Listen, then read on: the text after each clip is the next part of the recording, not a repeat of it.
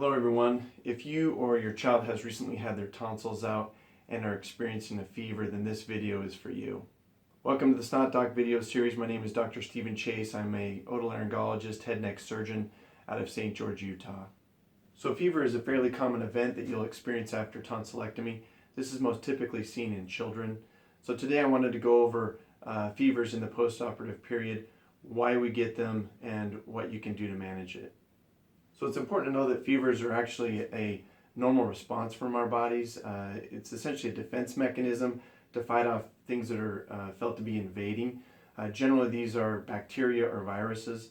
So what our body does is it essentially increases our temperature to fight off these microbes, essentially trying to cook them out of our bodies.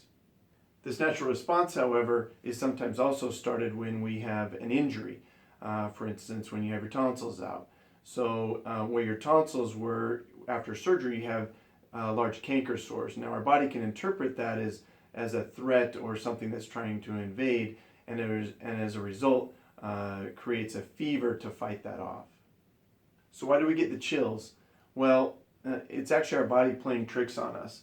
So again, our body thinks that something's invading it, and so the temperature sensor in our brain actually is altered briefly, where even though our temperature is high, we're tricked to believe that it's actually low. So as a result, we get chills, shiver, which causes our temperature to actually even increase more. So if fevers are a natural response, are they a problem? Well, the truth is after tonsillectomy, they're usually not a significant problem, but we've been taught, of course, growing up through our lives that fevers are an issue, and so it's something important to talk about. Usually when it comes to fevers, we group them into two levels. We have low-grade fevers and high-grade. So low-grade temperatures are typically 98.7 degrees to 101 degrees Fahrenheit. In Celsius, you're talking 37 to 38.5 degrees Celsius. High-grade are generally those that are over 102 degrees Fahrenheit or 39 degrees Celsius. So after tonsillectomy, fevers aren't fun because they just add to us not feeling good. You know, our throats are already so sore, and now we have a fever on top of that, which makes our body just not feel good, which we call malaise. But generally, fevers are not a problem when they're in that low-grade category. Again, it's felt to be a normal response and is typically self-limited. High-grade fevers over 102 may be a sign that our body's kind of overreacting to the perceived threat. This is really quite common, especially in children. The reason why we get concerned with this is we're all familiar with febrile seizures, which are, again, typically seen in children with fevers over 103. I will say that this generally is quite rare in a child after tonsillectomy, but again, because of that potential concern, we discuss it. So what can we do about these fevers when we experience them? You know, the good news is really what we're already doing from a pain management standpoint is helpful. These non-steroidal anti-inflammatory drugs. So this is your ibuprofen and your Tylenol. These medications actually decrease some of the chemicals that our body produces to create fevers. And so using them for pain management can also help decrease our fevers.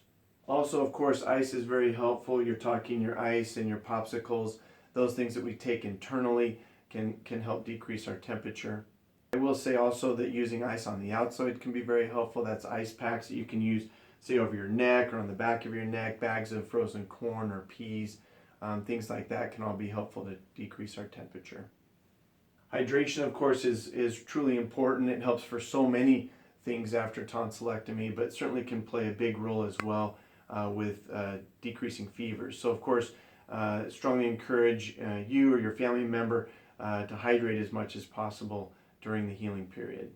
So evaporation, of course, is one of our body's natural ways to reduce heat.